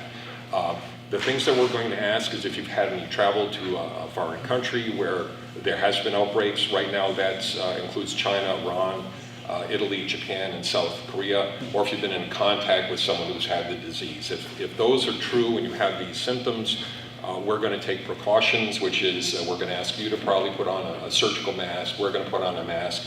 We're probably going to put on a gown. So for those of you who we've encountered in the past, you know that we're pretty, I don't want to say conservative is the wrong term here, but in other words, we suit up only to whatever we have present in front of us. So we typically aren't walking around in little moon suits, but in this case, if we think that you could be a person who is infected, we'll do that for your protection and ours, right? Because we don't want to be out here in the community spreading that around. And you will be transported by that ambulance service that we voted to fund at the beginning of the meeting. Golden Cross would transport you, you'd go to the hospital, and they would run these tests, probably isolate you. I know at Grace Cottage, at least, they have a negative pressure room. You'd likely end up in there for evaluation and care, and that just kind of keeps anything that you put into the air would be put outside after being filtered. Let's see, in terms of your own personal hygiene, if you're not infected and you want to protect yourself, please don't go buy a mask. They're not effective, generally speaking, for a lot of reasons. I will tell you, I looked for, a little bit behind the curve here. We have a supply of these so-called N95 masks, if you've probably seen this in the news. Certain masks are effective against this virus. We've owned them in the past. I happen to look for a resupply just to be, at least be in the queue. Masks that we were buying for roughly $25 for 20 masks in a box. People are selling them on eBay for $25 each. So the whole, the best of humanity is coming out. If you're looking for masks, sanitizers, bleach, I'm sure you can buy bleach on the black market at this point. But so if you're not ill and you want to protect yourself from getting infected, sort of the common things are wash your hands. Right? The best defense is to keep yourself clean. Don't avoid touching your face, your eyes, your nose, your mouth unless you've cleaned your hands. For those of you who don't have that habit, it's a good one to start now. Washing your hands is better than the alcohol-based cleansers. They're effective to a point, but actually it's the soap in the soap and water that actually breaks down the skin of the virus, and that's the important part of that. If you are showing symptoms of a cold or something like that, you all by now know that if you sneeze into a tissue or cough into a tissue, you get rid of that. First thing you do is you clean your hands. Safer is to sneeze or cough into your elbow. I think we've all been taught that at this point.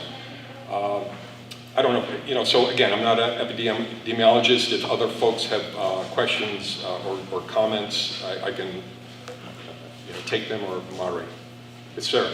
Yeah, just could you go over the list of the actual symptoms? Because we're not suggesting that everybody who has the sniffles has the virus. No. So it's the difference between having a cold and a flu. So if you have a flu, you're going to run a fever, right? So temperature is definitely an issue here. In fact, there's this clever new acronym called Wuhan, which is where the province, and one of the things they recommend is if you have access to a thermometer at home, track your temperature, right? If you're feeling a little bit off, look at that because that's an early warning sign. So, it's going to be temperature, it's going to be, runny eyes, runny nose. A lot of times there's a GI component to it. So, if you've had a flu in the past, you feel generally crappy, right, and more so than a cold. It's a medical term. Yes, it is, yeah. Only doctors. That's right. All right, and bottom line, as always, if you ever have a concern in town about your health or your well-being, dial 911. We're happy to come out there. Again, if nothing else, just to do a quick assessment and see how you're doing, and we'll go from there. If you have questions, please listen to the scientists and not the politicians during the course of this. If you have questions locally, you're welcome to post them on the Grafton Fire and Rescue Facebook page. We're happy to take them there. Call the fire station at 2401. Leave a message, and we monitor that line. It's not the same as calling 911, but we monitor it when someone can get back to you in a couple hours. Or email graftonrescue@vermontel.net. We're happy to answer any questions you have. Good. All right, be healthy. Thank you. All right, thank you. Keith? Anyone else? Dottie? I would like to thank all the many people that make Grafton what it is. The select board, Danny and the road crew, the fire department, the fast squad, the library, Grafton's Coronet Band, MKT, the school, Grafton Improvement Association, the Historical Society, Nature Center, the church, Grafton Cares, And, Don't forget the planning commission. oh, that comes under the select. Planning commission, the commissioners who restored the brick church, and aren't we lucky to live in this great town?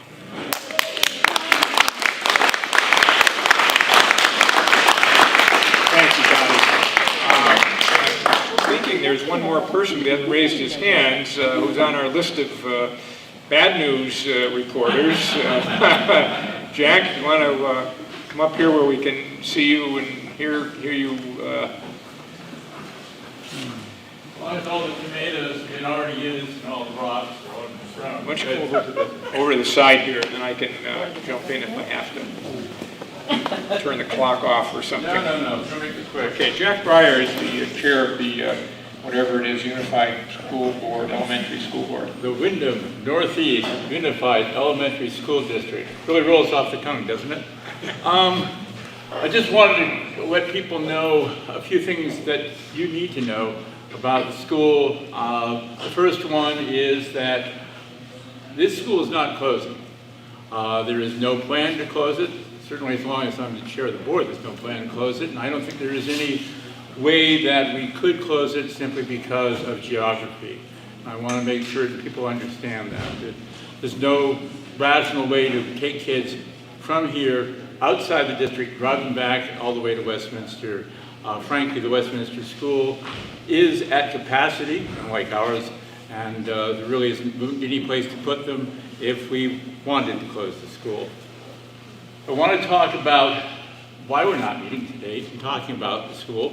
Partly it's because this is a consolidated district of 3 schools. It is going to be consolidated until the Supreme Court tells us that it's not, and so far the Supreme Court has not told us anything. So we're working on the assumption that until we hear something good, that we're dealing with something bad and that we're a consolidated district. We had a little trouble with our finance office, as you may have heard this year. It's one of many reasons why we put off the meeting of that unified district until April 9th. People looking at a calendar will be not real happy to notice that we placed it right on Monday, Thursday, so to offend as many people as we could. But that was literally the only date we had left available to us by the state. I'm sorry about that. There it is. I want you to know that we do have budget data. I plan to give you all budget data, but we had some reports printed out and it literally had the wrong school in it. So I'm going to just quickly go over some numbers so you know what to expect when we do meet on April 9th. The first thing you'll notice when we talk about it on April 9th and when we send you material, which we will publish on the Wyndham Northeast Supervisory District's website, is that our budget this coming year will be $6,792,000. Now a change, that is a reduction from $6,959,000, and that's despite a fee increase from the supervisory union of 3%. It's despite a new package of salary and benefits, which worked out to about a 4% increase per person. So we cut $160,000 despite having increases in our own costs of $160,000. I wish I could tell you that your taxes were going to go down, but the state took away our small schools grant and has instituted a penalty program for schools and districts that didn't voluntarily consolidate. We are one of them. That penalty includes Rockingham, which voted for consolidation. They're delighted to know that. The result's going to be about a 1.2% increase in our per student, what's called an equalized student count. But it's not because we have less students than we do here in Grafton. It's because the formula was changed, and I can't do anything about that. So I wanted you to know that we are meeting. This will be a floor vote, which is different than what you're used to. You're not going to be given a ballot and asked to vote it up and down. You could actually increase the amount if you like. There may be some people that will be interested in doing that in Westminster. Or you could ask if there are things that we could reduce, and we'll talk to you about that. It really is an open forum, and you really do get to make the choice, but you do have to be there in order to participate. That's the difference. In addition to the budget, you're going to be asked to do something else, which is you're going to be asked about putting together a semi-permanent board. We're operating under a interim articles of agreement that has a transitional board that was supposed to have a 1-month life. We're now on our roughly 18th month of this, and we really would like to talk to you about electing board members. They'll be elected from the floor. Anybody that would be interested in one of the positions, I'd encourage you to consider running. The way the system is set up, the imposed board is all members of the meeting get to vote on all members that are selected, but we have reserved seats. That means there'll be 2 reserved seats for Grafton residents that everybody gets to vote on, not just Grafton, 2 from Athens and 2 from Westminster. Some of my colleagues in Westminster kind of wonder about one man, one vote. That's the imposed articles of agreement, and that's how it works. So I want you to know that. And the other item that I want you to know, just to quickly go over this, is the future of this school and the future of the district as a whole. We're still waiting to hear what the state is going to do in terms of changing the governance model. If they revert us back to our old system, we have old seats that are now expiring. And we have an advisory, we're asking each town to create an advisory commission to help us with governance and to help us with contingency planning, both if we stay consolidated or if in fact we revert back to our old form. If you have an interest in that, please speak to members of the select board. I think that your assistance and wisdom will be greatly appreciated. Some of you may have heard, I made reference to the finance issues. There is a program called e-finance that has largely been responsible for the delays in getting budgets out. We had 72 hours to go through a budget and finalize it. I've kept a running spreadsheet of my own, which is one of the things we did to fill in during the period that we were fumbling trying to get a package together. I'm confident that the numbers are accurate because I've looked over them myself for the last 6 months. And I think that the amounts that are being asked are reasonable. A final note, our superintendent was here. He had to leave because of some of the legal issues around e-finance. He's got to go deal with a lawyer this morning. He did want me to let you know that we are all aware of the coronavirus issue. We will be setting in the Wyndham Northeast Supervisory Union's website some of our contingency planning. As many of you know, there's been a local case in the Upper Valley involving a person who went to Italy, somebody that actually many of us know, and that is, so we are planning around the issue of what we might have to do going forward. There's probably going to be some restrictions on visits, on travel for staff, and advisories for those folks that may be thinking about vacationing with their kids outside of our area.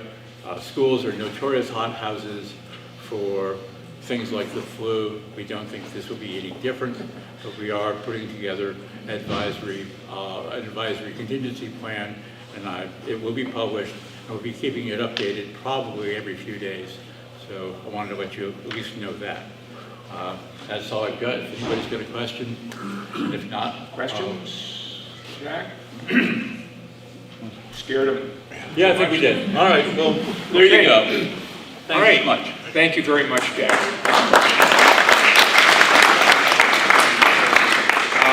And that's April 9th. Is that meeting, and that's an in-person thing. There's no Australian ballot, so you need to be there. The elections are done from the floor and all that kind of thing. All right, is there anything else? Well, I wish we could have concluded with Dottie's kind remarks. Ron Paulette, I hope it's not more bad news, Ron. Well, it's bad in the sense that we're losing someone who served our town. Use the mic, please, Ron. We're losing someone who served our town so well for 21 years. What I want to thank Janice Atwood for everything she's done for us. That's good.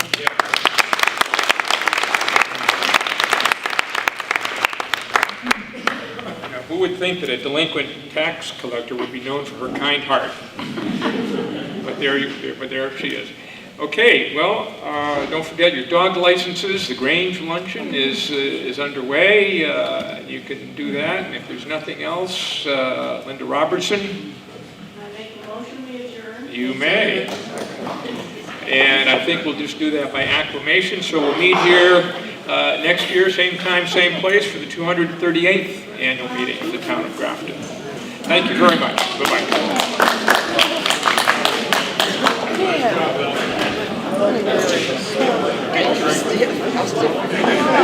Yeah.